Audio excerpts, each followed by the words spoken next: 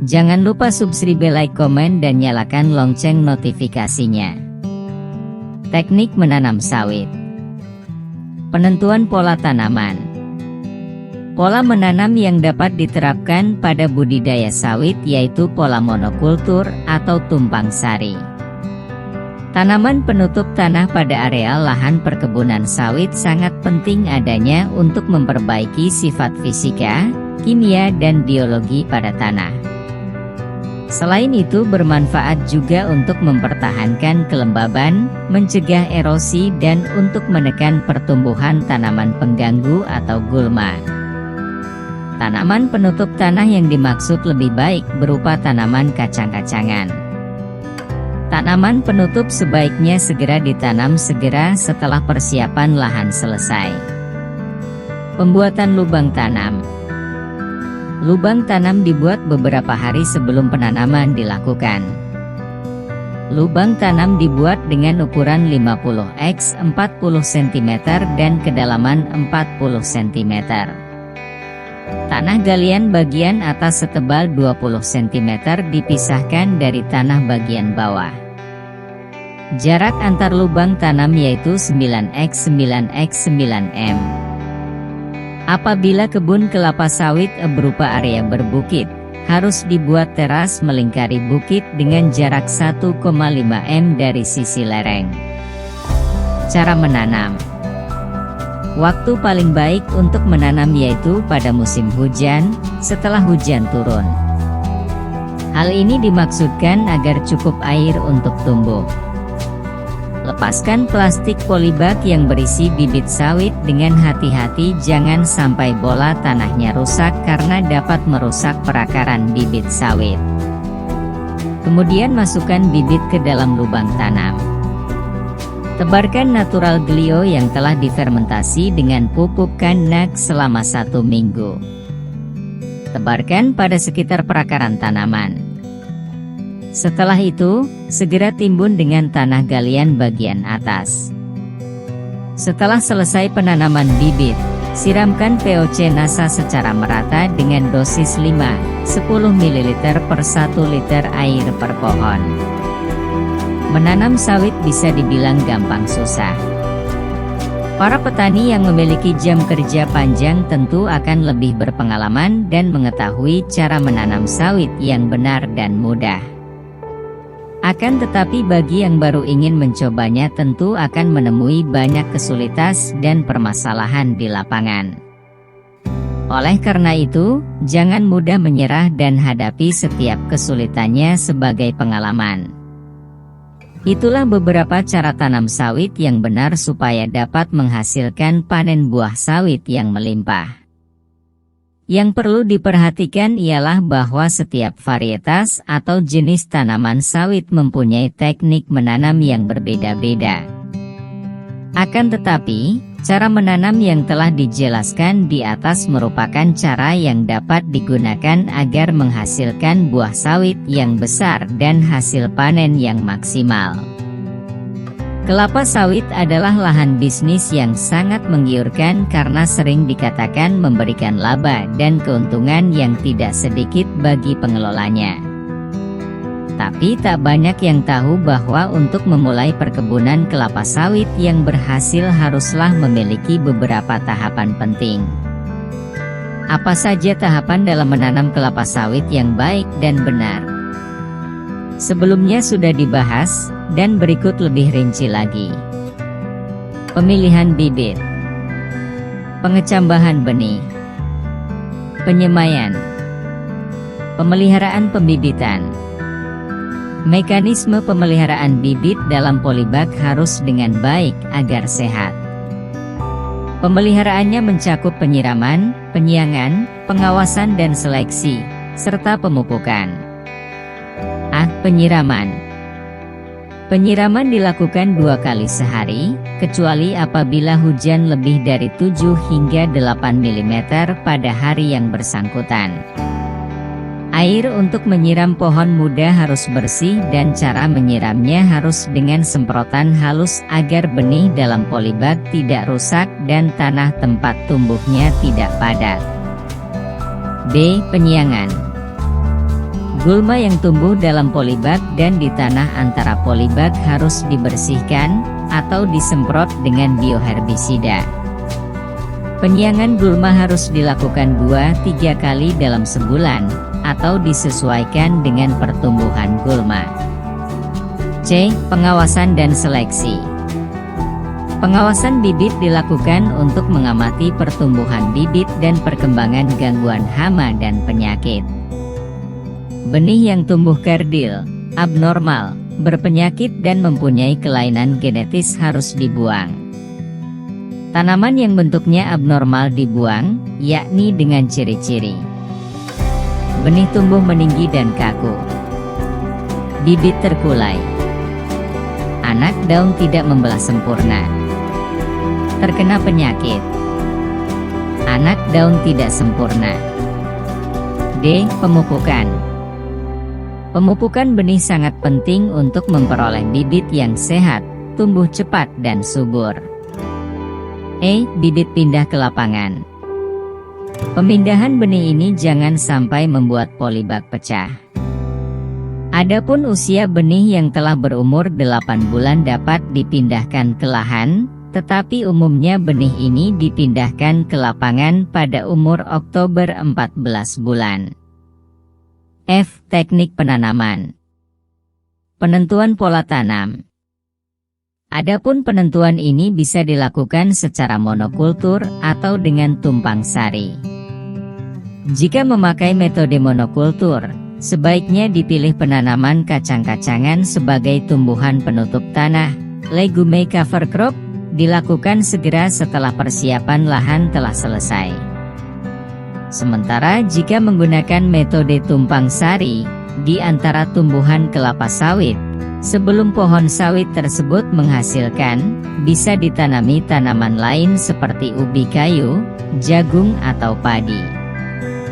Pengajiran bertujuan untuk menentukan tempat yang akan ditanami kelapa sawit sesuai dengan jarak tanam yang dipakai. Pembuatan lubang tanam. Lubang tanam ini harus dibuat beberapa hari sebelum menanam. Cara penanaman. Umumnya penanaman akan dilakukan pada awal musim hujan, yakni setelah hujan turun dengan teratur. G. Pemeliharaan. Pemeliharaan tanaman ini mencakup penyulaman. Tujuannya adalah untuk mengganti tumbuhan yang mati atau tumbuh kurang baik. Bibit yang digunakan harus seumur dengan pohon. Banyaknya sulaman sekitar 3 hingga 5% setiap hektarnya. Cara penyulaman sama dengan cara menanam benih. Penanaman tanaman penutup tanah. Penanaman tumbuhan kacang-kacangan penutup tanah pada areal kelapa sawit sangat penting karena dapat memperbaiki sifat-sifat fisika, kimia dan biologi tanah, mencegah erosi dan mempertahankan kelembapan tanah, serta menekan pertumbuhan gulma. Penanaman tanaman kacang-kacangan sebaiknya dilaksanakan segera setelah persiapan lahan selesai. Membentuk piringan. Piringan di sekitar tanaman kelapa sawit harus tetap bersih. Oleh karena itu tanah di sekitar pokok dengan jari-jari 1-2 m dari tanaman harus selalu bersih dan gulma yang tumbuh harus dibabat atau disemprot dengan bioherbisida. Pemangkasan daun. Tujuannya adalah untuk memperoleh pohon yang bersih dengan jumlah daun optimal dalam satu pohon serta memudahkan pemanenan. Pengendalian gulma. Tujuannya adalah untuk menghindari terjadinya persaingan antara tanaman kelapa sawit dengan gulma dalam pemanfaatan unsur hara, air dan cahaya. Pengendalian hama dan penyakit. Mari cegah dan deteksi sejak dini sebab sebagian besar hama yang menyerang adalah golongan insekta atau serangga. Sedangkan penyakit yang menyerang tanaman sawit umumnya disebabkan oleh jamur dan bakteri. Kelapa sawit adalah lahan bisnis yang sangat menggiurkan karena sering dikatakan memberikan laba dan keuntungan yang tidak sedikit bagi pengelolanya. Tapi tak banyak yang tahu bahwa untuk memulai perkebunan kelapa sawit yang berhasil haruslah memiliki beberapa tahapan penting. Apa saja tahapan dalam menanam kelapa sawit yang baik dan benar? Sebelumnya sudah dibahas, dan berikut lebih rinci lagi. Pemilihan bibit, pengecambahan benih, penyemaian, pemeliharaan pembibitan. Mekanisme pemeliharaan bibit dalam polybag harus dengan baik agar sehat. Pemeliharaannya mencakup penyiraman, penyiangan, pengawasan dan seleksi, serta pemupukan. Penyiraman. Penyiraman dilakukan 2 kali sehari, kecuali apabila hujan lebih dari 7 hingga 8 mm pada hari yang bersangkutan. Air untuk menyiram pohon muda harus bersih dan cara menyiramnya harus dengan semprotan halus agar benih dalam polybag tidak rusak dan tanah tempat tumbuhnya tidak padat. B. Penyiangan. Gulma yang tumbuh dalam polybag dan di tanah antara polybag harus dibersihkan atau disemprot dengan bioherbisida. Penyiangan gulma harus dilakukan 2-3 kali dalam sebulan atau disesuaikan dengan pertumbuhan gulma. C. Pengawasan dan seleksi. Pengawasan bibit dilakukan untuk mengamati pertumbuhan bibit dan perkembangan gangguan hama dan penyakit. Benih yang tumbuh kerdil, abnormal, berpenyakit dan mempunyai kelainan genetis harus dibuang. Tanaman yang bentuknya abnormal dibuang, yakni dengan ciri-ciri: benih tumbuh meninggi dan kaku, bibit terkulai, anak daun tidak membelah sempurna, terkena penyakit, anak daun tidak sempurna. D. Pemupukan. Pemupukan benih sangat penting untuk memperoleh bibit yang sehat, tumbuh cepat dan subur. E. Bibit pindah ke lapangan. Pemindahan benih ini jangan sampai membuat polybag pecah. Adapun usia benih yang telah berumur 8 bulan dapat dipindahkan ke lahan, tetapi umumnya benih ini dipindahkan ke lapangan pada umur Oktober 14 bulan. F. Teknik penanaman. Penentuan pola tanam. Adapun penentuan ini bisa dilakukan secara monokultur atau dengan tumpang sari. Jika memakai metode monokultur, sebaiknya dipilih penanaman kacang-kacangan sebagai tumbuhan penutup tanah, legume cover crop, dilakukan segera setelah persiapan lahan telah selesai.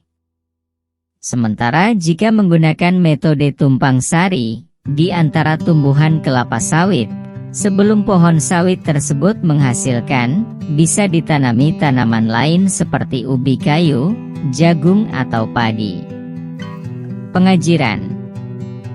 Bertujuan untuk menentukan tempat yang akan ditanami kelapa sawit sesuai dengan jarak tanam yang dipakai.